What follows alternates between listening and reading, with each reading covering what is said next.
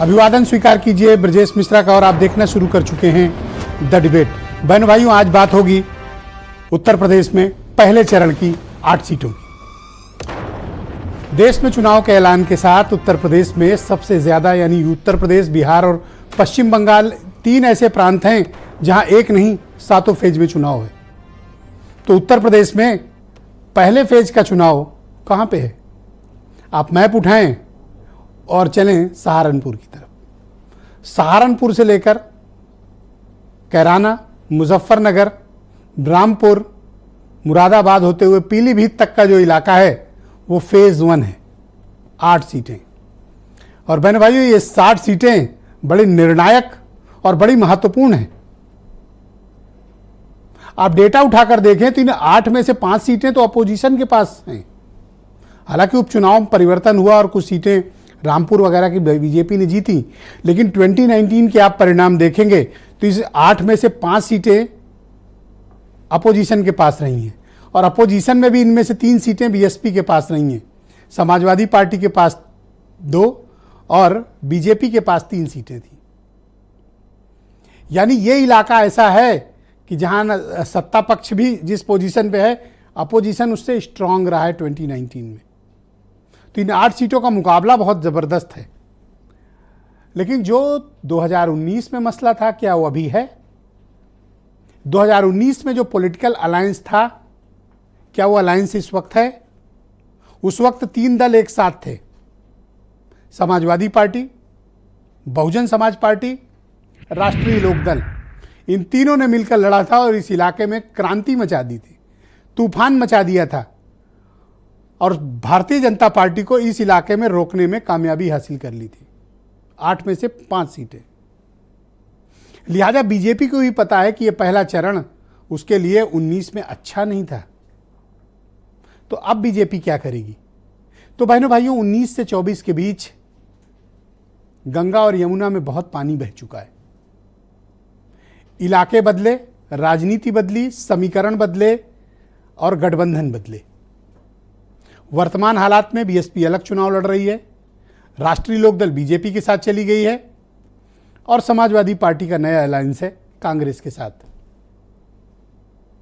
क्या यह अलायंस वो वाली परफॉर्मेंस लाएगा? बीएसपी क्या वो वाली परफॉर्मेंस लाएगी? यह देखने वाली बात होगी। लेकिन जो सामाजिक समीकरण उस वक्त बना था, जो राजनीतिक और सोशल इंजीनियरिंग इन 8 सीटों पर पिछली बार हुई थी, बहन भाई, वो इस बार नहीं है। इस बार वोट की अपेक्षा सत्ता विरोधी वोट ही हो सकती है। कोई सामाजिक समीकरण इस बार क्लिक करेगा, ऐसा कुछ ग्राउंड पर अभी विजिबल नहीं है। लेकिन इस इलाके में बेनिफिशियरी पार्टी बनकर उभरी राष्ट्रीय लोकदल, जब से वो बीजेपी के साथ गई। आंकड़ों में परिणाम आएगा तो पता चलेगा कि उसने कितने वोट बीजेपी की तरफ शिफ्ट किए या बीजेपी के लिए कुछ मददगार हुई अथवा नहीं हुई। अब दूसरी बड़ी स्टेक होल्डर है अपोजिशन में यहां पर बहुजन समाज पार्टी। 3 सांसद इस इलाके के। क्या बीएसपी अपने परफॉर्मेंस को दोहरा पाएगी? उस वक्त हालात दूसरे थे, मैंने पहले भी कहा। हालात ये थे कि सपा बसपा का अलायंस था, आरएलडी का सपोर्ट था, पर अभी वैसा नहीं है। अब सीधा मुकाबला किसके बीच हो रहा है? एनडीए अलायंस में बीजेपी और इंडिया अलायंस में समाजवादी पार्टी। इस इलाके में एक सीट कांग्रेस के पास भी है, सहारनपुर की, जिसमें अभी तक प्रत्याशी घोषित नहीं हुआ। कल से नॉमिनेशन स्टार्ट होनी है। पीलीभीत सीट पर भी यह निर्णय है और बीजेपी ने भी यहां से 3 कैंडिडेट अभी तक घोषित नहीं किए हैं। दरअसल अब वेट हो रहा है, पहले तुम घोषित करो तब हम करेंगे। मामला यहां फंसा हुआ है और वरुण गांधी इस पूरे इलाके के सबसे हाई प्रोफाइल लीडर हैं जो चुनाव लड़ रहे हैं, और संजीव बालियान का तो उनका टिकट क्लियर हो चुका है। तो इस इलाके में इस बार की राजनीति क्या कहती है? मुद्दे क्या हैं? सोशल समीकरण क्या हैं? कौन से मसले प्रभावी हैं? मुद्दा चल भी रहा है या मुद्दा कोई नहीं है? मुद्दा जातियों का खेमेबंदी है। इस इलाके में कौन नेता ज्यादा प्रभावशाली है, कौन पार्टियों की क्या बढ़त है, वैसे मैं मानता हूं कि यहां लड़ रहे प्रत्याशी बड़े खुश नसीब हैं। कैसे? जल्दी फ्री हो जाएंगे, 19 अप्रैल को वोटिंग, बाकी लोग लड़ते रहेंगे जून तक, ये जल्दी फ्री हो जाएंगे, इसकी गारंटी है। आज की परिचर्चा में हम इन 8 सीटों का पॉलिटिकल सोशल इक्वेशन समझेंगे, ग्राउंड पर हालात क्या हैं और पॉलिटिकल पार्टीज इन 8 सीटों पर क्या अपनी स्टेक रखती हैं और एक्सपर्ट्स क्या ओपिनियन रखते हैं। अब हम आपको फेज वार डिबेट शुरू कर रहे हैं। पहले फेज से शुरू करेंगे, 7वें तक चलेंगे और हर एक फेज के इक्वेशंस को समझेंगे, जानेंगे और ये समझने की कोशिश करेंगे कि 4 जून को परिणाम किस तरह का आने वाला है। कुछ स्टेटमेंट सुनिए, फिर आज की डिबेट को हम आगे बढ़ाएंगे। जल्दी ही उत्तर प्रदेश सहित सारे देश के नाम आपके सामने आ जाएंगे, इसमें अब कोई विलंब नहीं है। भारतीय जनता पार्टी के आपको झूठ से लड़ना है, उनके धनबल से लड़ना है, उनके बाहुबल से लड़ना है, उनके मायावीपन से लड़ना है, ये सारी चीज़ें इसमें देख रहे हैं और सम्यक रूप से निर्णय लेकर के जल्द से जल्द हम लिस्ट आपके सामने रखें। भारतीय जनता पार्टी जो अपने आप को सबसे बड़ी पार्टी होने का दम भरती है, क्या भारतीय जनता पार्टी अपने प्रत्याशियों का नाम घोषित करने में इतना हिलाहवाली क्यों कर रही है? और इसी तरीके से भारतीय जनता पार्टी ने जो गारंटी हिंदुस्तान की महान जनता को दी थी, आज उनकी गारंटी पूरी तरीके से फेल हो चुकी है। पार्टी का केंद्रीय नेतृत्व निचले स्तर से, जनपद स्तर से लेकर इस पर व्यापक विचार विमर्श करता है और व्यापक विचार विमर्श करने के बाद प्रत्याशियों की घोषणा करता है। ऐसे में शीघ्र ही जिन सीटों पर अभी प्रत्याशी घोषित नहीं हुए हैं उन प्रत्याशियों की सूची आ जाएगी। बहनों भाइयों, आज की परिचर्चा को आगे बढ़ाएंगे। समीर सिंह उत्तर प्रदेश में भारतीय जनता पार्टी के प्रवक्ता हैं, मनोज सिंह काका समाजवादी पार्टी से हैं, प्रियंका गुप्ता उत्तर प्रदेश में कांग्रेस कमेटी की प्रवक्ता हैं, रोहित अग्रवाल राष्ट्रीय लोकदल के प्रवक्ता हैं और पश्चिम उत्तर प्रदेश के बहुत ही जाने माने पत्रकार केपी मलिक जी हमारे साथ मौजूद हैं। डॉक्टर कालीचरण स्नेही जी शेड्यूल्ड कास्ट समाज के जाने माने चिंतक और विचारक हैं और वीरेंद्र सिंह जी हमारे स्टेट हेड। आप सभी का अभिनंदन, धन्यवाद इस कार्यक्रम का हिस्सा बनने के लिए। समीर सिंह जी, कल से नॉमिनेशन स्टार्ट हो रहा है और आपकी पार्टी अब तक इस इलाके में 5 सीटें ही घोषित कर पाई है, 3 सीटों पर टिकट नहीं घोषित हुआ। यहाँ तक कि पीलीभीत और सहारनपुर पर भी असमंजस है, क्यों? कोई दबाव है आप पर? नहीं, देखिए जी ब्रजेश जी, मैं 2 बातें कहूँगा। एक तो भारतीय जनता पार्टी अपनी तैयारी में पहले से लगी हुई है। हमारे नेता, हमारी नीति, हमारे काम के आधार पर निरंतर हम जनता के बीच में हैं और जनता के बीच में जनता से संवाद कर रहे हैं। सरकार की उपलब्धियों के लेके, सरकार के कामों को लेके हम अपनी संगठन की मजबूत ताकत के दम पर जनता के बीच गए हैं और जनता का रुझान, जनता का समर्थन, जनता का आशीर्वाद भारतीय जनता पार्टी को मिल रहा है। उत्तर प्रदेश की 80 की 80 सीटें जीतने का हमारा लक्ष्य, हम अपने सहयोगी दलों के साथ जीत रहे हैं। हमारा प्रत्याशी कमल का फूल है। हमारे सहयोगी दलों के जो प्रत्याशी हैं जहां घोषित हैं, हम वहां उनके प्रत्याशी की मदद करेंगे, हम उनके प्रत्याशी को जिताने का काम करेंगे। हमारा प्रत्याशी कोई भी होगा, आप नाम पर मत जाइए। हमारे नेता आदरणीय नरेंद्र मोदी जी हैं, योगी जी हैं उत्तर प्रदेश के अंदर, हम उनके नेतृत्व में चुनाव लड़ रहे हैं, काम कर रहे हैं। हर सीट पर नहीं लड़ेंगे ना, हर सीट पर लड़ रहे हैं ब्रजेश जी। कमल का फूल हर सीट पर, तो क्या वो हर सीट पे नामांकन करने आएंगे? ये मैं नहीं कह रहा हूँ, ये माननीय मोदी जी का ही कहना है कि भारतीय जनता पार्टी के कमल का फूल ही प्रत्याशी है हर सीट पर। व्यक्ति कौन होगा ये महत्वपूर्ण नहीं है, कमल का फूल हमारा प्रत्याशी और हर कार्यकर्ता को कमल के फूल के लिए काम करना है और उसको जिताना है, उसको आगे बढ़ाना है। और 370 सीटें भारतीय जनता पार्टी का लक्ष्य है और 400 के पार हम अपने सहयोगी दलों के साथ जीतने की रणनीति बनाए हैं, हम उसको पूरा करेंगे। अच्छा, तो ये बाकी 4 सीटों पर प्रत्याशी कौन घोषित करेगा? आप कमल का फूल है, नामांकन भी हो जाएगा, हम कमल के फूल को जिताएंगे भी।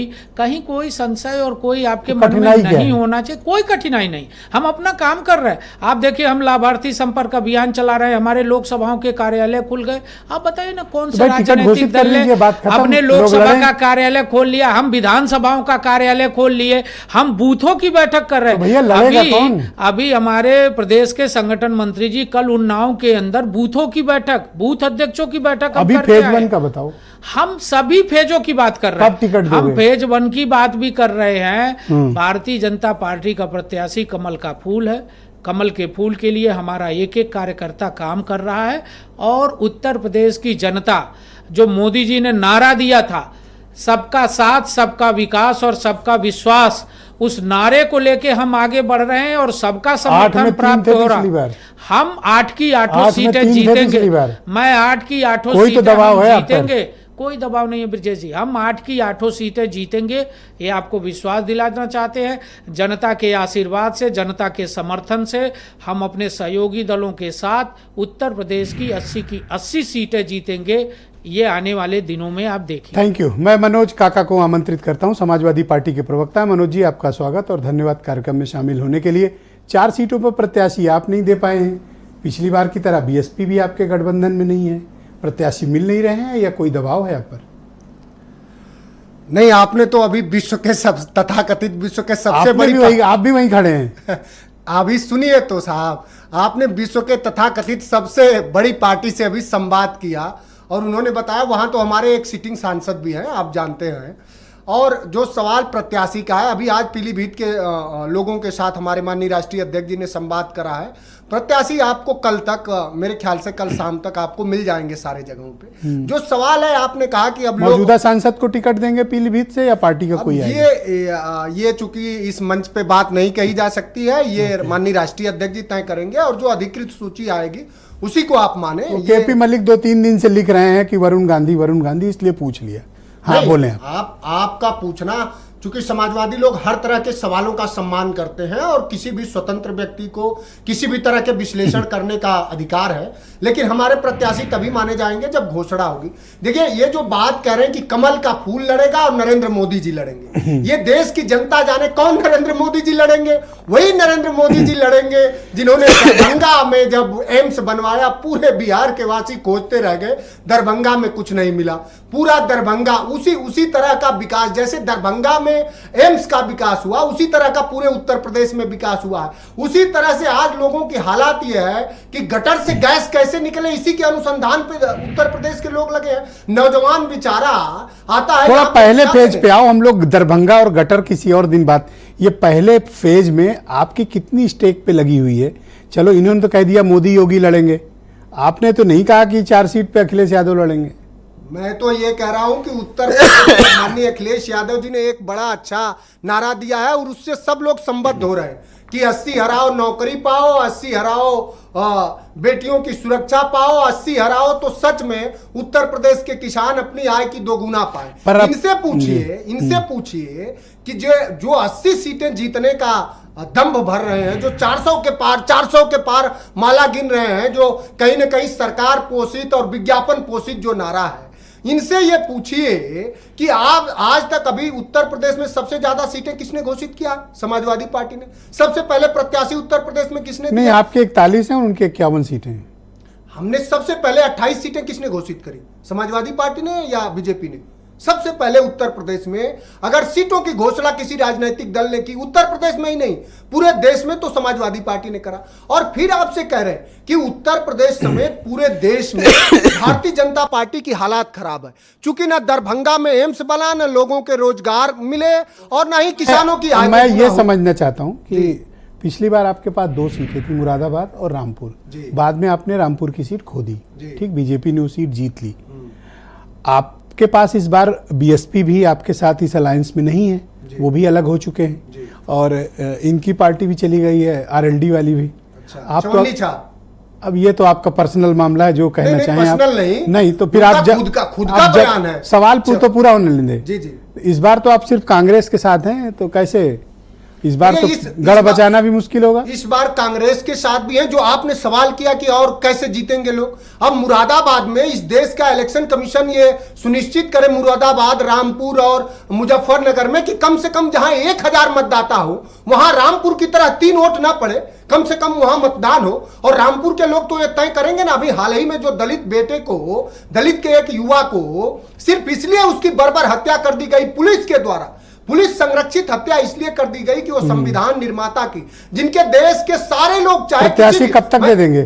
प्रत्याशी हमारे कल तक या परसों तक, 1-2 दिन में आपको सारे के सारे प्रत्याशी घोषित हो जाएंगे और प्रत्याशी मिल जाएंगे। आप देख लीजिएगा और सुन लीजिए, मुरादाबाद समेत और पूरा देश का दलित सेकंड राउंड में बाकी भी मौका मिलेगा आपको। खत्म कर रहा हूं, बाबा साहब का नाम लेकर योगी आदित्यनाथ की पुलिस गोली मारेगी, इस आधार पर जीतेगी सपा। बहुत शुक्रिया। मैं प्रियंका गुप्ता को इनवाइट करता हूं इस डिबेट में, यूपी कांग्रेस की प्रवक्ता है। प्रियंका जी, आपका स्वागत। मैं आपसे जानना चाहता हूं कि कल से नॉमिनेशन शुरू हो रहा है, सहारनपुर की सीट लिए बैठी हैं आप। पिछली बार आप डिबेट में कह गई थी कि बस 2 दिन दीजिए, प्रत्याशी आ जाएंगे। 10 दिन हो गया, आपके प्रत्याशी ही घोषित नहीं हो रहे। इनके तो चलो कुछ घोषित हैं, आपके तो एक प्रत्याशी घोषित नहीं हो रहे। कोई परेशानी है? नहीं ब्रजेश जी, 2 लिस्टें ऑलरेडी हमने सार्वजनिक कर दी हैं। अब ये तीसरी लिस्ट है जिस पर डिस्कशन आज चल रहा है। सीएसी की मीटिंग आज, यूपी की तो एक भी टिकट नहीं दिया कि दिया है? नहीं सुनिए, नहीं दिया शायद। सीएसी की मीटिंग चल रही है आज दिल्ली में, जो हमारी बैठक चल रही है। देर रात तक उस बैठक के बाद कुछ नामों पे मोहर लग जाएगी और तीसरी जो लिस्ट है वो सार्वजनिक हो जाएगी कल तक, और उसमें उत्तर प्रदेश के भी नाम है। तो कल मैडम, तक कौन सी मोहर है जो लग नहीं पा रही? कोई मतलब स्याही नहीं है या कोई दिक्कत है तो हम लोग चलें, थोड़ी मदद करें। अभी ये बताइए, भारतीय जनता पार्टी ने सारे नाम निकाल दिए हैं, और भी विपक्षी 51 दल तो दिया ना? नहीं, अब ये बताइए, और भी विपक्षी दल हैं, उनसे भी तो पूछिए। नहीं, 41 उनके हो गए नहीं है तो क्या ही होगा? 41 उनके हो गए। वो तो हमारे रोहित की पार्टी के दो घोषित हुए ना, 100% पे ये तो खड़े हैं। देखिए, सक्सेस रेट 100% है रही इनका। उसके भी हाँ? देखिए, एक सेकंड बोलने दो। हाँ, देखिए विजय जी, मैं समझती हूँ कि जिस तरह से अभी समीर जी बात कर रहे थे, उन्होंने कहा कि सब पार्टियों पे जो 2 ही लोग लड़ रहे हैं, एक मोदी जी और एक योगी जी। तो मैं उनसे पूछना चाहती हूँ कि मुद्दे क्या है, वो क्यों नहीं बताते? आज आप एक भी मुद्दा बताने में असमर्थ हैं। क्या इमरान मसूद लड़ रहे हैं सहारनपुर से? नहीं, देखिए बिल्कुल आपके सामने होगी लिस्ट ब्रजेश जी। कल मैंने कहा ना कि थोड़ा सा धीरज रखिए, और उसके बाद कल यही बात कल सुरेंद्र राजपूत आए और मुझसे कह गए धैर्य रखिए, कल लिस्ट दे रहा हूँ। आप भी कह रहे हैं कि कल लिस्ट, भैया ये कल वाली डेट बता दो। चुनाव हो जाएगा क्या? संभव नहीं है। लिस्ट तो आनी ही है, चुनाव तो होना ही है, और कैंडिडेट भी देना ही। पर असलियत तो ये कि मुद्दे कहाँ हैं? और अगर मुद्दों की बात की जाए, क्या मुद्दे हैं आपके मुताबिक? देखिए, जो श्रमिक है वो परेशान है, उसकी आय बढ़ाने के लिए हमने उसकी मिनिमम गारंटी जो रखी है, मिनिमम न्यूनतम आय, वो 400 रुपए रखी है। पर इधर श्रमिकों का कोई इशू नहीं है इन सीटों पे, इधर तो मतलब ठीक ठाक पोजीशन के लोग हैं। सीटों पर किसानों की तो बात करेंगे ना, आप पूछिए ना इनसे। समीर जी बैठे हैं, बता दें एमएसपी पे गारंटी देंगे कि नहीं देंगे? कांग्रेस पार्टी तो खुलेआम कह रही है हम एमएसपी पे भी गारंटी देंगे। हम उन जो 1.5 लाख जो बच्चे हैं जिन्होंने सैनिक की जो है परीक्षा पास कर ली, उनकी नियुक्ति पत्र दे देंगे। हम तो ये भी कह रहे हैं हम 30 लाख सरकारी नौकरियां दे देंगे। हम तो ये भी कह रहे हैं कि महिलाओं को जो गरीब हैं, आर्थिक रूप से कमजोर हैं, उनको 1 लाख रुपए सालाना भी दे देंगे, और आर्थिक रूप से मजबूत बनाने के लिए उनको हर तरह से मजबूत बनाएंगे। हम अगर बात करेंगे तो अपने युवाओं की बात करेंगे ना, जिनके पेपर लीक होते हैं। अभी आप देखिए कि टॉलरेंस की बात करते हैं, ये 0 टॉलरेंस की। आप उनसे पूछिए ना कि जो मुजफ्फरपुर में हुआ वो क्या हुआ। आप देखिए किस तरह से एक पुलिस वाला एक टीचर की हत्या कर देता है मुजफ्फरनगर में। आप बताइए कि यही 0 टॉलरेंस है आपका?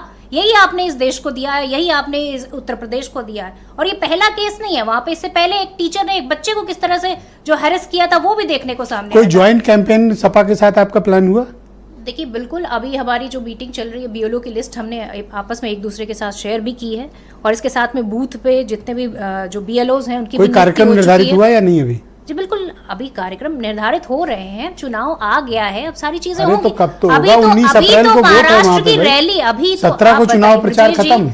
ये कल तो महाराष्ट्र में रैली हमने खत्म की है, जो भारत जोड़ो यात्रा है, मतलब। और उसके साथ में आज हमारी सीसी की मीटिंग चल रही है। बहुत शुक्रिया, लगातार हम लोग चर्चा में हैं। धन्यवाद बहन भाइयों, इस परिचर्चा को आगे बढ़ाएंगे। रोहित अग्रवाल मेरे साथ मौजूद हैं, राष्ट्रीय लोकदल के प्रवक्ता हैं। रोहित जी, आपका स्वागत। आपके हिस्से में इस इलाके में एक सीट है, बिजनौर, आपने घोषित कर दी है, और वो सीट बीएसपी की रही है पिछली बार। इस बार आप बीजेपी के साथ अलायंस में हैं, सहयोग मिल रहा है बीजेपी का? जी बिल्कुल सहयोग मिल रहा है, पूरी तरीके से सहयोग मिल रहा है, जनता का एक ज्वाइंट कैंपेन बताइए। सारे ज्वाइंट कैंपेन हो रहे हैं, आज ही ज्वाइंट कैंपेन हुआ है। कहाँ? जैन चौधरी भाजपा के कार्यालय में, भाजपा के कार्यालय में आज कैंपेन हुआ है। कार्यालय में कैंपेन? हमारे भैया जनता के बीच जाओ। जनता भी वहां पे आई थी। हमारे प्रत्याशी भारतीय जनता पार्टी के बिजनौर कार्यालय में आज उनके कार्यकर्ताओं के साथ ज्वाइंट मीटिंग उन्होंने की है, और बिल्कुल पूरी तरीके से सहयोग मिल रहा है। हमारे साथ जनता का सहयोग है। और विजय जी, चुनाव है कहाँ है चुनाव? आप बताइए, अब ये विपक्ष वाले हमसे मुद्दे पूछ रहे हैं। अरे मुद्दे बताने काम आपका है भैया, हमारा नहीं है। आपको प्रत्याशी मिल नहीं रहे, आपको प्रत्याशी मिल नहीं रहे, प्रत्याशी घोषित कर नहीं पा रहे हो, या पता नहीं कहां के नारगल बातें करते हो कि भैया ये मुद्दे हैं, वो मुद्दे हैं। कौन से मुद्दे हैं मैडम? अरे 65 साल तक, अरे मैडम आपकी बारी खत्म हो गई, जब आपकी बारी थी तब आप बोल नहीं पाई, तो तब आपने प्रत्याशी नहीं बता पाई। मैडम कांग्रेस के साथ यही तो समस्या है कि प्लीज अपनी बारी में बोलिएगा। विजय जी, अगर नियम बदल गए हैं, आप बोले, आप बताइए, अनावश्यक इरिटेट ना हो, बोले। तो विजय जी देखिए, स्थिति ये है कि विपक्ष के पास ना तो मुद्दा बचा है, ना नेता बचे हैं, ना नीति बची है। मैं आपको गारंटी दे रहा हूं, 17 सीटें हैं ना कांग्रेस की, अगर 50% सीटों पे भी कांग्रेस का मूलभूत कार्यकर्ता ये उतार दें, तो मैं आपको गारंटी दे रहा हूं उत्तर प्रदेश के अंदर मैं राजनीति छोड़ दूंगा। इतना राजनीति छोड़ूंगा। जो कल ज्वाइन करेगा आपका कौन है? नाम आएगा अपोजिशन आपका कौन है? सपा वाले हैं या कांग्रेस हो गई है? सपा को ये है, बाकी बची हुई सीटों पे सपा वाले हैं। सपा पे क्यों नहीं बोल रहे? बात सपा है कहां ब्रिजेश जी? ये अभी हमारा मजाक बना रहे थे, 2 सीटें जीत के आ जाएं सपा वाले, तब आप हमसे कहिएगा 80 में से। तो 2 सीटें की गारंटी दे रहा हूं कि जो जिसपे हम लड़ रहे हैं 2 सीटें, अगर ये जीत के आ जाएं, मैं राजनीति छोड़ दूंगा। कौन सी सीटें? उत्तर प्रदेश में 2 सीटों पे जीत नहीं पाएंगे अभी। अच्छा, सब 80 की बात कर रहे हो? हाँ, मुझे लगा पहले फेज की बात। अभी तो इलेक्शन कमीशन को कोसना शुरू कर दिया है शुरुआत में, अभी तो चुनाव घोषित हुआ है, पहले राउंड का कल नॉमिनेशन शुरू हो रहा है, और आप बताइए अभी इलेक्शन कमीशन को कोसना शुरू कर दिया। अरे भाई, तो चुनाव में जाओ, तो जनता के बीच में तो जाओ, जनता से वोट तो मांगो, तब इलेक्शन कमीशन को। तो ये जयंत चौधरी प्रचार में कब निकलेंगे, या फिर घर से वोट मांगेंगे? आज ही मथुरा के अंदर माननीय जयंत चौधरी जी ने बहुत बड़ी सभा की है, बहुत बड़ी सभा। ये पहले फेज में मेरे ट्विटर पे फोटो हैं। नहीं, आप अपने पीसीआर को बोलिए कि हमारे ट्विटर पे फोटो आप ये बता दें कि ये पहले फेज वाले में नहीं जा रहे हैं। माननीय जयंत चौधरी जी जाएंगे, भाजपा के नेता अभी कर रहे हैं, बाकी माननीय जयंत चौधरी जी निरंतर जा रहे हैं, बिजनौर में, बागपत में, मथुरा में, पश्चिम उत्तर प्रदेश की हर सीट के ऊपर ज्वाइंट रैली। हाँ बिल्कुल होंगी ज्वाइंट रैली। कब होगी ब्रिजेश जी? आप समय तो आने दीजिए। ऑलरेडी कार्यकर्ताओं के बीच में सामंजस्य बैठाया जा रहा है, ऑलरेडी एक दूसरे के कार्यालय में दोनों लोग मीटिंग कर रहे हैं, ऑलरेडी हम एक दूसरे के साथ मिलकर जनता के बीच में जा रहे हैं। डॉक्टर कालीचरण स्नेही जी मेरे साथ मौजूद हैं, दलित समाज के जाने माने चिंतक और विचारक हैं। डॉक्टर साहब, आपका बहुत स्वागत और धन्यवाद हमारे साथ जुड़ने के लिए। आप मुझे बताइए कि पहले चरण में बहुत ही महत्वपूर्ण जो, अब वोट बैंक तो कहना नहीं चाहिए, लेकिन अब क्या करें, यूपी में सच्चाई है कि एक बड़ा वोट बैंक है दलित समाज का, स्पेशली इस इलाके में सहारनपुर हो गया, नगीना हो गया, मुरादाबाद हो गया, इन इलाकों में एक बड़ा वोट बैंक है, पीलीभीत वगैरह में। दलित समाज क्या चाहता है इस क्षेत्र में, इस इलाके में? पहले फेज में 3 सीटें थी बीएसपी के पास। आपने मुझे आमंत्रित किया, इसके लिए बहुत बहुत आभारी। देखिए, जैसा कि आपने भी बताया कि यहाँ समस्या उस तरह की नहीं है पश्चिम उत्तर प्रदेश में जिस तरह की शेष भारत में या इस तरफ पूर्वी उत्तर प्रदेश में है दलितों की।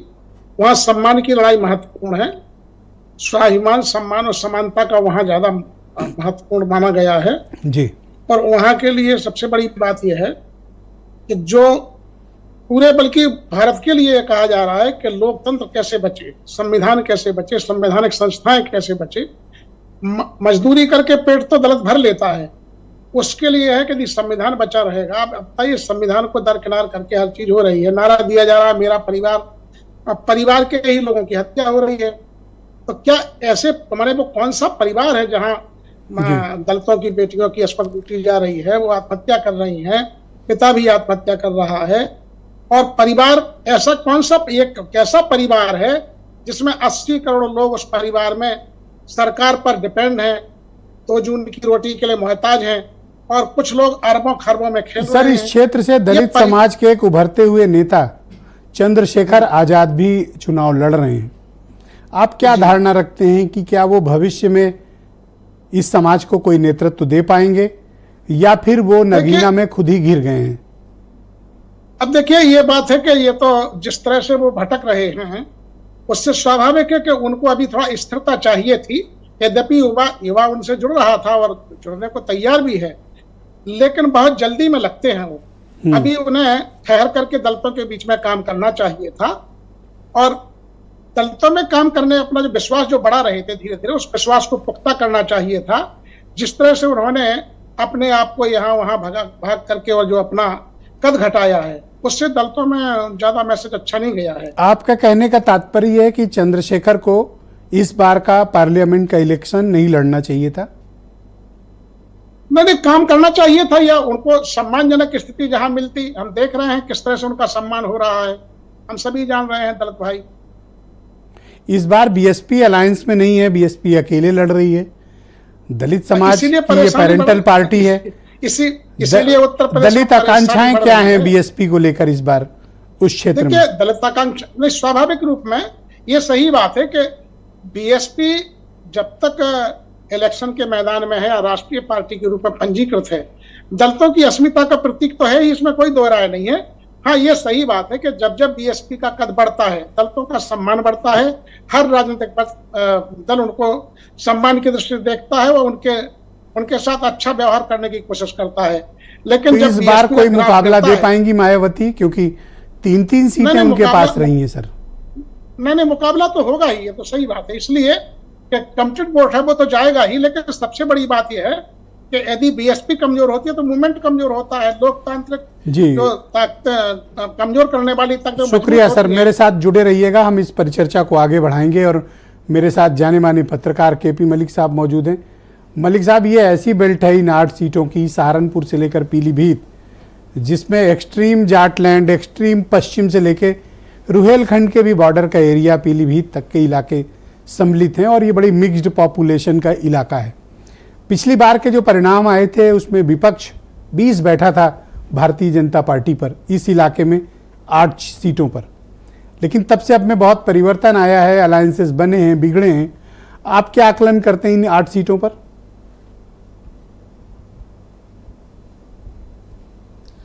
देखिए ब्रिजेश जी, अगर पहले फेज में आप इन 8 सीटों की बात करें तो हम अगर सहारनपुर की बात करते हैं, कैराना की बात करते हैं, मुजफ्फरनगर की बात करते हैं और बिजनौर की बात करते हैं, मेरा मानना यह है कि सहारनपुर पे अभी तस्वीर साफ हुई नहीं है। कैराना पे लगभग तस्वीर साफ है। वहां भारतीय जनता पार्टी ने अपने पुराने जो सांसद थे उन्हीं को रिपीट किया है, और वहां पे जो सपा और रालोद के गठबंधन में चुनाव लड़ने के लिए लगभग 2 साल से तैयारी कर रही थी इकरा हसन, वो वहां का राजनीतिक परिवार है, और उस परिवार की जड़ें खाली मुस्लिम समाज में ही नहीं, गुर्जर समाज में और जाट समाज में भी उनका वोट बैंक रहा है और उनका संबंध वहां रहा है। तो बहुत अच्छी स्थिति में वो चुनाव लड़ रही हैं, क्योंकि भारतीय जनता पार्टी के जो वर्तमान सांसद हैं उनकी थोड़ी एंटी कॉम्बेंसी भी है, बाकी चीजें भी हैं। अब और बाकी कोई कैंडिडेट किसका आता है उसके बाद होगा, लेकिन आज वो बहुत अच्छी स्थिति में है। इसके बाद अगर मैं मुजफ्फरनगर की बात करता हूं तो संजीव बालियान तीसरी बार वहां से चुनाव लड़ रहे हैं, और आपको याद है कि पिछली बार वो लगभग 6,500 वोटों से जीते थे, और वहां हरिंदर मलिक जो वहां के लोकल कद्दावर जाट नेता वो उनको टक्कर दे रहे हैं। अब आप बात करते हैं मुजफ्फरनगर, आज की डेट में उस एरिया की सबसे हॉट सीट मानी जा रही है, क्योंकि वहां से केंद्रीय मंत्री चुनाव मैदान में हैं, और जो हरिंदर मलिक है वो भी कद्दावर नेता है। तो यहां पे महत्वपूर्ण हो जाता है कि आरएलडी का, जाटों का इस स्थिति में क्या होगा। वहां पे चीजें क्या हो रही है कि अभी जाट बटेगा मुजफ्फरनगर में, या की तरफ से एक पोस्टर जारी एक तरफा जा रहा है? नहीं, देखिए, जाट बटेगा ब्रिजेश जी मुजफ्फरनगर में 101% बटेगा। अब वो कितनी तादाद में किस किस तरफ जाएगा ये फिलहाल कहना मुश्किल है, क्योंकि अभी गंगा में पानी बहना बाकी है। मैं आपको ये कहना चाह रहा हूं कि भारतीय जनता पार्टी के लोगों के साथ बैठना राष्ट्रीय लोकदल के लोगों को अभी मुफीद नहीं हो रहा है, कई जगह तलखी दिखाई दे रही है। मैं वही जिक्र कर रहा था कि 2 दिन पहले अमर उजाला के फुल पेज का एक विज्ञापन दिया गया था, और उसमें ब्रजभूषण शरण सिंह की भी फोटो लगाई गई थी। उससे पश्चिम उत्तर प्रदेश के कई जिलों में भारी नाराजगी देखी जा रही है, और वो चर्चा का विषय बना हुआ है। दूसरी बात, मैं एक चीज यहां पे थोड़ा हटके बात करता हूं ब्रजेश जी। काली चरण जी ने जिस प्रकार से कहा कि बहन जी जो है दलितों का सम्मान बचाने के लिए और संविधान को बचाने के लिए निर्णय लेंगी, तो क्या अकेला चुनाव लड़के वो निर्णय लेंगी? वो 2019 के पैटर्न पे चल रही या 2014 के पैटर्न पे चल रही हैं?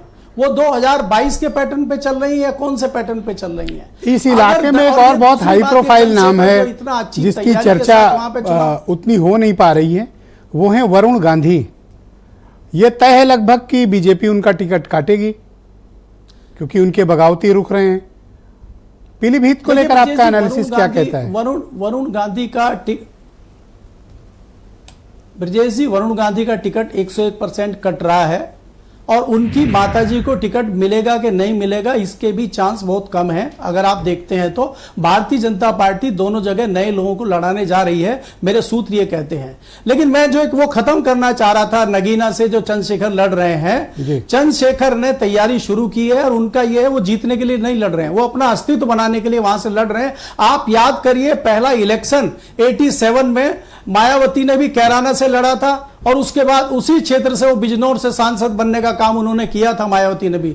तो एक बहुत अच्छी बेल्ट है और मुझे लगता है कि चंद्रशेखर को आगे बढ़ाना दलित समाज को चाहिए। अगर वो अकेले मायावती लड़के ऐसा फैसला कर रही तो बहुत मुश्किल है। और अंत में एक चीज मैं और कहना चाह रहा हूं, जिस प्रकार से कांग्रेस, समाजवादी पार्टी और बहन जी मायावती ने जिस प्रकार से अभी टिकटों की घोषणा नहीं की है, हम अभी इस आशंका को खारिज नहीं कर सकते कि कांग्रेस मायावती जी को प्रधानमंत्री पद का उम्मीदवार घोषित कर सकती है। ये तो बड़े बम फोड़ रहे हो सर आप। वीरेन जी हमारे साथ मौजूद हैं कार्यक्रम में। वीरेन जी, हम लोग आज चर्चा कर रहे हैं कि जिन 8 सीटों पर प्रथम चरण में मुकाबला होने जा रहा है, आपके हिसाब से इन 8 सीटों पर क्या स्थिति है प्रत्याशियों की, पार्टियों की और अलायंसेस की? देखिए, स्वामी विवेकानंद ने कहा है कि राजनीति एक खेल है जिसे चालाक लोग खेलते हैं। सारी राजनीतिक पार्टियां प्रत्याशियों के चयन में लेट कर रही हैं। 8 सीटों पर उत्तर प्रदेश में प्रथम चरण में कल से मतदान शुरू हो जाएगा और चुनाव एकदम शुरुआत हो जाएगी और प्रत्याशी का पता नहीं। तो स्वाभाविक है कि ये एक दूसरे की ओर देख रहे हैं कि किसका टिकट कटे और हम उसे अपने यहाँ से टिकट दे। तो एक बात तो ये साफ हो गई कि ये जरूरी नहीं कि जो पार्टी में लंबे समय से निष्ठावान कार्यकर्ता रहे हैं उनको टिकट मिलेगा। सभी दलों का ये हाल है। खास तौर से बिजनौर, रामपुर, पीलीभीत, ये 3-4 सीटें इसमें ऐसी हैं जिन पर सबकी निगाह लगी हुई है। पता नहीं किसका टिकट रहेगा, किसका टिकट कटेगा, लेकिन पार्टियां जिताऊ कैंडिडेट ढूंढ रही हैं, जातीय समीकरण देख रही हैं और ये भी देख रही कि जिसके नाम पे विवाद है उससे कैसे बचा जाए। देखिए, लड़ाई तो 2 ध्रुवीय है, एक तो एनडीए का है और एक इंडिया का है। बाकी उसमें तीसरा एंगल मायावती का भी है। मायावती के बारे में कहा जा रहा था कि वो बीजेपी के दबाव में प्रत्याशी दे सकती हैं, वो बी टीम की तरह हैं, लेकिन उनके प्रत्याशी अब इतने मजबूत आ रहे हैं कि इससे साफ है कि ये चुनाव बहुत रोचक होगा, लड़ाई बहुत कड़ी होगी। मायावती ने सोशल इंजीनियरिंग के फार्मूले पर काफ़ी काम किया है। तो ये जरूर है कि अब मायावती को हल्के में नहीं लिया जा सकता और ये कह के नहीं खारिज किया जा सकता कि वो भाजपा के इशारे पर टिकट देती हैं। वो स्वतंत्रता पूर्वक टिकट दे रही हैं और ये उनको चुनाव में फायदा भी पहुंचाएगा। ये 8 में से 7 सीटें वो घोषित कर चुकी हैं इस इलाके में। मिर्जा जी, ये साफ है कि मायावती ने ये संदेश दिया है कि वो किसी दबाव में नहीं है और न किसी गठबंधन में है। अब मायावती को प्रधानमंत्री कैंडिडेट अगर कांग्रेस घोषित करेगी तो चुनाव बाद अगर सीटें नहीं आएंगी तब कैसे मायावती बन पाएंगी? अभी कांग्रेस के पास 47 सीट है और क्या 47 से 272 तक पहुंचना कांग्रेस के लिए चमत्कार ही है। इतना आसान नहीं है कि वो इतनी तेजी से वहां पहुंच जाएगी। एक चीज जरूर है ब्रजेश जी कि पश्चिमी उत्तर प्रदेश में जितनी सीटें हैं इन 8 सीटों के अलावा अब यहां पर भाजपा को राष्ट्रीय लोकदल के रूप में एक बड़ा सहयोगी मिला है। लालौद ने तो अपना लगभग सब कुछ हासिल कर लिया है, अब उसके भाजपा को वोट दिलाने की बारी है। जयंत चौधरी ने मंत्री पद भी ले लिया उत्तर प्रदेश में, एमएलसी भी बनवा लिया और आजकल वो सत्ताधारी दल के जुड़े हुए नेता कहलाए जाने लगे हैं। और नहीं ट्रांसफर करा पाए तो अब उनकी जिम्मेदारी वोट ट्रांसफर कराने की भी होगी, क्योंकि बड़ी हसरतों और उम्मीदों के साथ उनको भाजपा ने अपने साथ मिलाया है जी। उनकी सब ख्वाहिशें पूरी कर दी हैं। इतनी कठिन शर्त तो बीजेपी ने नहीं रखी होगी इनके सामने जितनी आपने परिस्थितियां पैदा कर दी। बस खाली एक विभाग जो है थोड़ा वो वैज्ञानिकों वाला दे दिया, लेकिन उस पर भी लोग निराश नहीं है। एक नेता ने कहा कि हमने अपने छत पर रॉकेट बनवा दिया है और जब चुनाव जीतेंगे तो छत से छोड़ेंगे। अब की बार ये चमत्कार भी होगा। तो भाजपा अपने सहयोगियों के लिए दिल खोल कर लुटा रही है, इसमें कोई शक नहीं है। अब ये देखना होगा कि सहयोगी दल उनके लिए कितना फायदेमंद है। जी। हर दल सत्ता चाहता है, विकास की बात करता है, लेकिन विकास के नाम पर उसकी पतंग खाली ऊपर ऊपर हवा में उड़ती है, नीचे पर ज्यादा लोग उसका लाभ नहीं पा पाते हैं। मतदाता भी अपनी जाति को हमेशा वरीयता देता है, उसको विकास से कोई बहुत मतलब नहीं रहता है। तो सड़क, खड़ंजा, नाली, सीवर, अनियोजित विकास, ये सब जाति के आगे छूट जाते हैं, गौड़ हो जाते हैं। और मुफ्त की योजनाएं आकर्षित करती हैं, सरकारी धन मिलना आकर्षित करता है। लेकिन सबसे बड़ी बात यह है कि जो बोया है वही तो काटेगा। जब तक विपक्ष में थे खूब कोसते थे सत्ताधारी दल को रात दिन, अब सत्ता मिली तो रोज कसीदा पढ़ना है। तो ये रोहित के सामने बड़ी मुश्किल रहती है। जितने खेल हैं सियासत के वो सब खेलने पड़ रहे हैं लोगों को। जी वीरेंद्र जी, जो बड़े बड़े बदलावों की बात कर रहे थे, जब बदलने की बारी आई तो खुद ही बदल गए। तो ये सब बहुत सारी चीजें होती है सियासत में, नफा और नुकसान परिस्थितियों के हिसाब से देखकर लोग निर्णय करते हैं और जनता भी भूल जाती है, देखिए तमाम चीजों को। बहरहाल एक साहित्यकार ने लिखा है, सुनिएगा, नेताओं पर जो इधर उधर जाते हैं, पार्टियां बदलते हैं, दल मिलते हैं, गठबंधन करते हैं, उनके लिए है कि मलाल है मगर इतना मलाल थोड़ी है, और ये आंखें रोने की शिद्दत से लाल थोड़ी हैं, बस अपने वास्ते ही फिक्रमंद हैं सब लोग, यहाँ किसी को किसी का ख्याल थोड़ी है। और मजा तो तब है कि हम हार कर भी हंसते रहे, हमेशा जीत के जाना ही कमाल थोड़ी है, और लगानी पड़ती है डुबकी, उभरने से पहले गुरूब होने का मतलब जवाल थोड़ी है। बहुत शुक्रिया वीरेंद्र जी, आपका बहुत बहुत धन्यवाद ग्राउंड जीरो से अपने इनपुट, फीडबैक और पॉलिटिकल ऑब्जर्वेशंस हम तक पहुंचाने के लिए। बहनों भाइयों, डिबेट का दूसरा चरण प्रारंभ करते हैं। भारतीय जनता पार्टी के प्रवक्ता समीर सिंह मेरे साथ मौजूद हैं। समीर सिंह जी, क्या विपक्ष अपनी सीटें इधर घोषित नहीं कर रहा है, इस कारण आप भी घोषित नहीं कर रहे हो, उनका इंतजार कर रहे हो? और दूसरा, इस इलाके में किन मुद्दों के आधार पर आप जा रहे हो चुनाव लड़ने? नहीं, देखिए ब्रिजेश जी, एक तो दो बातें मैं कहूँगा, थोड़ा समय भी चाहूँगा। हाँ प्लीज। हमारे लिए प्रत्याशी की कोई समस्या नहीं है कि हम प्रत्याशी हमको मिल नहीं रहा है, हम किसको घोषित करें किसको नहीं। हमारे लोकसभा की तैयारी चल रही है, हमारे लोकसभा के कार्यालय खुल गए, हमारी विधानसभाओं के कार्यालय खुल गए, हम बूथों की रचना बना रहे हैं। हमारा प्रत्याशी कमल का फूल है। मैं अभी भी कह रहा हूं और पूरे चुनाव भर आपको ये बताता रहूंगा, इस नाते कि आपके दर्शकों तक हमारी बात जाए। और प्रत्याशी हमारे लिए कोई ऐसा विषय नहीं है कि जिस पर हम इतना लंबा डिस्कशन करें। हमारे पार्टी का फोरम है, हमारा उत्तर प्रदेश की कमेटी नामों को प्रस्ताव लेके जाती है, बैठती है, दिल्ली में बैठक हो रही है, हमारी निरंतर बैठकें हो रही है, निरंतर हम अलग अलग राज्यों के प्रत्याशी घोषित कर रहे हैं। हमारी जो बची सीटें हैं वो भी घोषित हो जाएंगी, बाकी राज्यों की भी हम बातचीत करके सहयोगी दलों के साथ रणनीतिक तौर पर रोक रखी है। लेकिन मैं इतना दो तीन चीजें मैं कहना चाहता हूँ ब्रजेश जी। एक तो अभी मैं दो वरिष्ठ दलित चिंतक और पत्रकार को सुन रहा था, इसके पहले भी मैंने एक दिन डिबेट में केपी मलिक जी के बात पर आपत्ति दर्ज किया था। आज क्या आपत्ति है? कहीं ना कहीं केपी मलिक जी किसी पार्टी के प्रवक्ता की तरह बात करते हैं, पत्रकार की तरह बात नहीं करते। ये मेरा आरोप भी है और उनको विचार भी करना चाहिए। एक छोटा भाई होने के नाते, एक राजनीतिक दल के प्रवक्ता होने के नाते, जब आप पत्रकार लिखते हैं तो समीक्षा स्पष्ट और सुसंगत होना चाहिए, और ये होना चाहिए कि सच में क्या है। देखिए, इन 8 सीटों का जो मुद्दा है वो मुद्दा गरीबी है, वो मुद्दा पिछड़ापन है, वो मुद्दा बिजली है, वो मुद्दा पानी है, सुरक्षा है।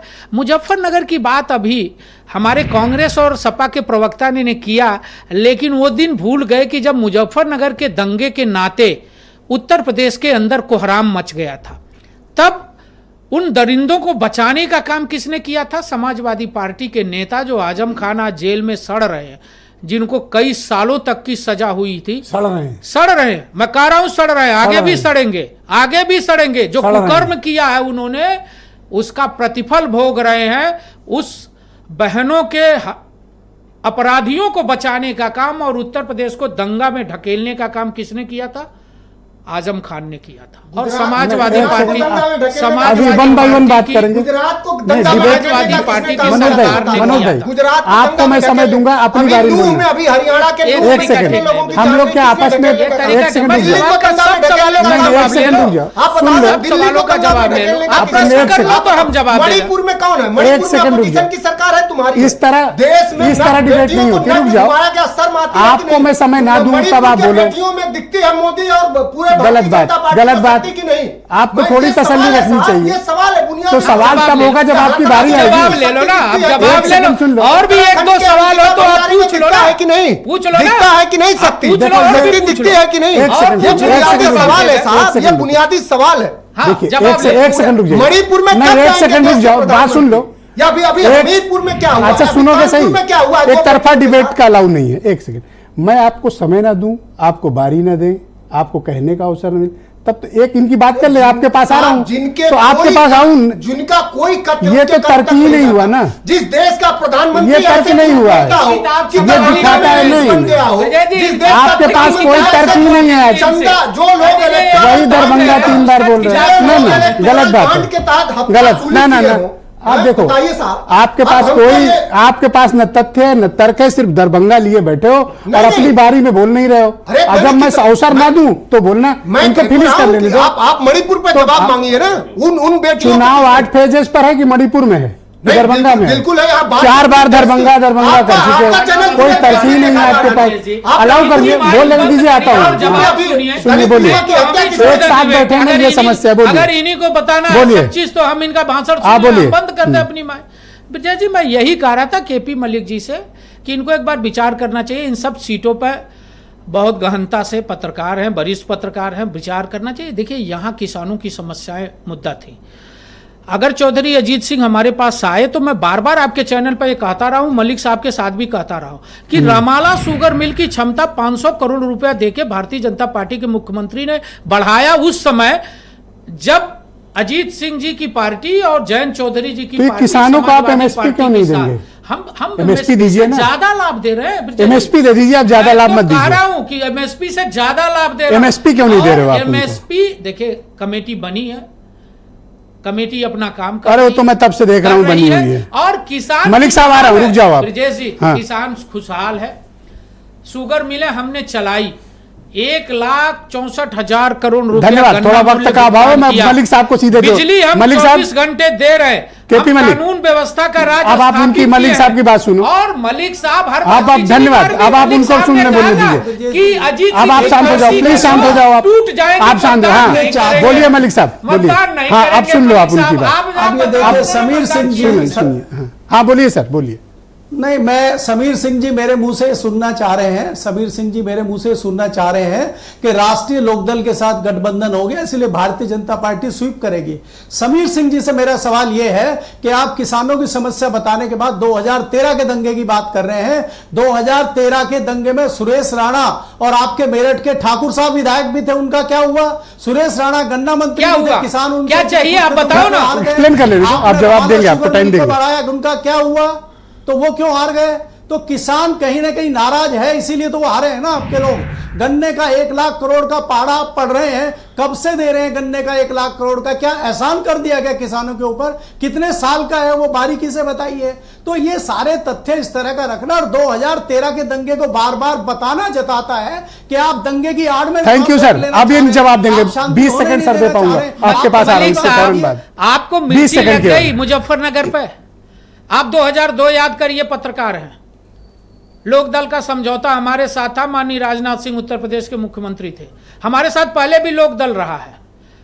लोकदल के साथ जो अन्याय समाजवादी पार्टी के नेताओं ने किया था, उनकी पार्टी को तोड़ा था। अभी समाजवादी पार्टी के प्रवक्ता चवन्नी की बात कर रहे थे, शर्म नहीं आती? जिनको चिरकुट उनके मुद्दों पे आइए आप। चिरकुट कहा, धन्यवाद। चिरकुट कहा, आप बोलिए, चिरकुट कहा, उनके चरणों में सो रहे हैं। धन्यवाद, जिनको चिरकुट कहा, उनके चरणों में आपको पर्याप्त समझ लिया। Yes, go ahead. मलिक साहब, अब इनको बोलने दीजिए। राजनीतिक अध्ययन करिए, मैं यही हाँ, बोलिए, गो अहेड। राजनीतिक अध्ययन करिए। आपके मुद्दे क्या है? अपने मुद्दे बताइए। मेरे मुद्दे सुनिए, आपने बहुत अच्छा राजनीतिक कहा। अध्ययन करिए। आपने एक One आरोप भी लगाया। one by one, one by one। आपका आरोप मैं आज नहीं- मलिक साहब शांत हो जाइए। मलिक साहब रुक जाइए। एक सेकंड रुकिए, सब लोग रुकिए। One by one, one by one. राजनीतिक अध्ययन में इनको भी कह रहा आप हूं, एक सेकंड इनको भी कह रहा हूं, आप रुको, राजनीतिक अध्ययन अपनी बारी बोल लिए हो आप। इनको भी कह रहा हूं राजनीतिक अध्ययन करिए। सबसे ज्यादा रोजगार हमने लिया है, कितना कोई सबसे सुनेगा? ज्यादा बिजली हम दे रहे हैं, बोलिए, सबसे ज्यादा हम आप रुको, नौकरी दे समझ रहे हैं। रहे हैं जी, रुको। हमने सबसे समझ ज्यादा जी, आप रुको ना, ना गलत बात। चलाई है, कि चंदा हमने चोर बेचा नहीं है, बेचा नहीं है। के चोर। और आपने अखिलेश यादव चंदा चोर हो सकते हैं, भारतीय जनता पार्टी नहीं है। ये नरेंद्र वो मोदी पूरी चंदा भारतीय देश जनता के पार्टी सभी है। राजनीतिक दलों को मिला है और सबसे कम हमारी पार्टी को मिला। ये लोग आपस में गेम प्लान करके आए हैं। पार्टी को मिला। धन्यवाद, धन्यवाद। इंडिया गठबंधन इनमें कोई सब्र नहीं है। धन्यवाद। इंडिया गठबंधन को कितना मिला है बता दो। करोड़ मिला ना, मैं डायरेक्ट कनेक्ट करूंगा कालीचरण जी को। धन्यवाद। ना ना ना, वन बाई वन। मर रहे थे और रेमडेसिविर से भारतीय जनता पार्टी चंदा ले। कालीचरण जी को कनेक्ट करो सीधे मेरे साथ लाओ स्क्रीन पे। धन्यवाद, थैंक यू। आप भारत ये दोनों कंपटीशन में लग गए हैं। भारत समाचार भी अगर इलेक्टोरल बॉन्ड का चंदा दिया होता तो ईडी के धन्यवाद। कालीचरण जी को लाओ स्क्रीन पे। समाचार भी अगर धन्यवाद सर, थैंक यू। कालीचरण जी को लाओ। चंदा रुक जाता। कालीचरण जी को स्क्रीन पे लाओ। धन्यवाद, thank you. One by one. Uttar Pradesh का नौजवान तय करके आए कि डिबेट खत्म करनी है। इन दोनों की आवाज बंद कर दी, दोनों की आवाज बंद। सीधे कालीचरण जी को कनेक्ट करो। कालीचरण जी, आप मुझे बताओ कि इस इलाके में ये जो सर, धन्यवाद, दोनों की आवाज बंद है, सिर्फ आपस में सुन रहे हो बस। केपी मलिक साहब शांत हो जाओ, शांत हो जाओ। 400 पार। डिबेट क्यों खराब कर रहे हो? हो गया, डिबेट क्यों खराब कर रहे हो? शांत शांत, ओके, बोलिए। अरे धन्यवाद डॉक्टर कालीचरण जी, अब आप बोलने देंगे? आप बोलने दो, डिबेट आगे बढ़ाते हैं। कालीचरण जी, आप मुझे बताओ, अब जब अलायंस यहाँ पर बिखरा हुआ है इस बार, इसका बिगेस्ट बेनिफिशियरी उस इलाके में कौन होगा?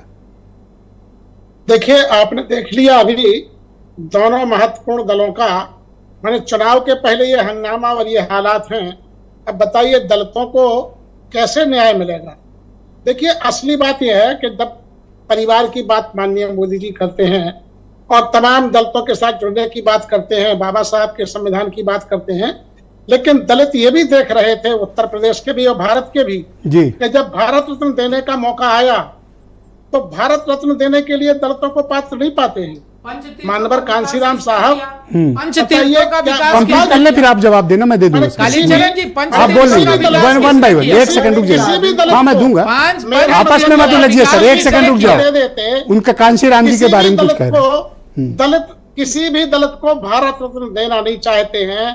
मतलब क्या है, कम से स्वाभिमान सम्मान बरकरार रखने के लिए कौन सा पैमाना? आपके हिसाब से किसे मिलना चाहिए भारत रत्न दलित समाज से? देखिए, मानवर कांसीराम साहब का तो हक बनता है, पक्का बनता है, और दलित ही नहीं। और देखिए, खेल के क्षेत्र में ध्यानचंद जी का सर मांगना है तो शिक्षा, रोजगार, काम धंधा, समाज में बराबरी मांगे। देखिए सम्मान से कोई समाज थोड़ी आगे बढ़ा है सर। शैक्षणिक संस्थाएं तो एकदम पूरी तरह से बर्बादी के कगार पर है। प्राइवेटाइजेशन हो रहा है।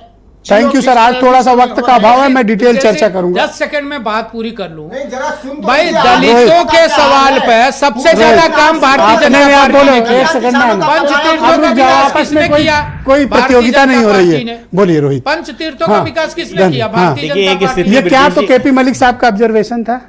केपी मलिक जी असल में क्या है, चमचा मीडिया की जो परिभाषा है उसको चरितार्थ करने की पूरी कोशिश कर रहे हैं। केपी मलिक जी को खुद से नहीं पता, कुछ नहीं पता केपी मलिक जी को। कोई इनको चार आदमी पढ़ता नहीं है, चार आदमी पढ़ता नहीं है इनको। अरे यार जवाब तो चुप कराइए ब्रिजेश जी, पूरे डिबेट में हाईजैक कर रहे हैं ये, इनका काम ही है ये हाईजैक करना। हाँ बोलिए, आप बोलो, आप बोलिए। कहेंगे कि हम ये गलत करते हैं, ये गलत है, अराजकता तो है। जब भारतीय जनता पार्टी का मिलता है तब अराजकता बोले, अब हमारा टाइम आ गया तब अराजकता गलत बात है। नहीं, इनको मैं गलत बात है, जिस तरीके से गलत बात है। अराजकता आप अपनी बात रखो अरे ना। डिबेट पे अराजकता करते हैं, रोडों पे अराजकता करते हैं, सड़कों पे अराजकता करते हैं, हर जगह मनोज, गलत बात, गलत बात, ये अपने आप को गलत बात। भारी गुंडा आप समझते उसका हैं। जवाब क्यों नहीं देते? गुंडों की पार्टी है। चवन्नी नहीं, चाप, अरे चवन्नी चाप का चेला चवन्नी चापी हो चोर हो रहा तुम है। लोग, चिंदी चवन्नी चोर, चाप का चिरकुट, चेला क्या क्या चवन्नी नहीं हो कहा सकता कांग्रेस ने, है। चिरकुट, चाप चिंदी हो, चोर, चवन्नी चाप हो। छुड़भैया अभी नेता, तुम्हारी पहले की डिबेट छुड़भैया दिखा नेता, देंगे अरे तो तुम्हारी भी पहले की तुम्हारी डिबेट दिखा देंगे, इधर जब उधर कांग्रेस ये को गाली आपस दिया में करते क्यों थे, एक दूसरे अब की कांग्रेस बात की कर गोदी में बैठे हो, तुम्हें चार 17 सीट देख के गन्ना के तुम्हारी भी चार पहले की फसल का डिबेट नाम दिखा बताओ, देंगे, गन्ना के चार नहीं, फसल का नाम नहीं, नहीं, ओके, तुमको भी प्रियंका जी। दिखा देंगे, गन्ना के चार तुमको फसल का भी नाम पूरी बताओ। तरीके से ओके, प्रियंका जी। डिबेट जब कांग्रेस को गाली दिया धन्यवाद, करते थे, एक सेकंड शांत हो जाओ। 2017 में और 2017 के बाद 19 और 22 में क्या कर रहे थे? मनोज, ये गलत बात है। आपका डिबेट में रोल ठीक नहीं है ना, गलत बात। आप भी शांत हो जाओ, एक दूसरे को गलत बात। आप सुनना नहीं सवाल चाहते की ना, बात कर रहे आपकी हैं। भूमिका ठीक नहीं है, सवाल की बात करते हैं। आपकी भूमिका ठीक नहीं है ना, गलत बात। आपने अपने डिबेट को डिस्टर्ब करने की कोशिश की। बोलिए बताओ तुमने कितने प्रियंका, बनाए? धन्यवाद। अरे हो गया, आराम से बात तुम करो। बोला करो, कितने बड़े गुंडे हो ना, ये कैसी भाषा बोल रहे हो? सरकार है, या गुंडाई नहीं चलेगी, अराजकता नहीं चलेगी, क्या हो गया? अराजकता नहीं चलेगी यहाँ ओके, पे। प्रियंका जी। बिल्कुल क्लियर समझ लो, अराजकता नहीं समझ अभी रही। तो एक ही जगह ओके, अभी बहुत जगहों पे ओके। घबराओ नहीं। अपनी हैसियत में रहो। ओके, प्रियंका जी नहीं बोलिए। चलेगी। भाई कांग्रेस अपनी सीटों के डिक्लेरेशन कब तक कर देगी? देखिए ब्रजेश जी, आज अब की बहस में मुझे बहुत बुरा मुझे लगा भी दुख कि- हो रहा है, कि मतलब केपी मलिक मुझे जी नहीं लगता कि मुझे इन दोनों लोग को आगे डिबेट में बुलाना जो चाहिए। एक पत्रकार है ये और बहुत किसानों गलत की हरकत आवाज की इन उठाते लोगों ने हैं। आज। मतलब उनकी मतलब कोई आप बात कभी नहीं, भी आपस में पोस्ट उलझ देख रहे हो। लीजिए, अरे मुझे अपनी लगता बात है पे रखो, समय पर सिर्फ अपनी और सिर्फ दर्शकों किसानों की गलत बात बात करने वाले ना पत्रकार शांत रहो, आप भी शांत आज रहो। चाटुकार कहा जा रहा है। तो मैं पूछना चाहती हूँ सवाल कि ये यहाँ पर बैठे हुए हैं, एक बार भी किसानों की आवाज नहीं उठा पाए, किसानों के लिए कुछ बोल नहीं पाए, आप क्या देंगे ये नहीं बोल पाए, और एक पत्रकार के ऊपर इल्जाम लगा रहे हैं आप यहाँ बैठकर कि वो चाटुकार है। क्यों चाटुकार है? क्योंकि वो आपको नहीं मानते, क्योंकि वो आपकी बात को नहीं यहाँ पर रिपीट कर रहे, क्योंकि वो 400 पार का पहाड़ा नहीं पढ़ रहे हैं, इसलिए वो चाटुकार हो गए। किसानों की बात उठाने वाला चाटुकार हो जाता क्या पढ़ना है। ये चाहिए, हकीकत प्रियंका है, जी? वो बता ये दिया, इस तभी देश तो की वो हकीकत क्या है, पढ़ना कि चाहिए? तानाशाही धन्यवाद, जो हम थैंक खा रहे यू। हैं, तानाशाही नहीं धन्यवाद, चलेगी। धन्यवाद, गलत बात। लेकिन जब पर आज जो कुछ हुआ बड़ी जब अफसोस की बात है, तानाशाही मतलब दिखा रहे हैं, डिबेट इसलिए होती है कि हम सब एक दूसरे की बात सुने और जवाब दें, पर इतनी बदमजगी एक दूसरे के लिए फैलेगी, मतलब अफसोस की बात है। ऐसे आचरण की अपेक्षा मैं नहीं करता। कम से कम धन्यवाद थोड़ी आप तो सभी का, लज्जा बहुत बहुत रखिए। शुक्रिया, बहुत बहुत शुक्रिया आप सभी का, धन्यवाद। थैंक यू मैडम, बहुत बहुत धन्यवाद। और बहन भाइयों, आप सबका भी बहुत शुक्रिया इस कार्यक्रम में मेरे साथ शिरकत करने के लिए। Thank you.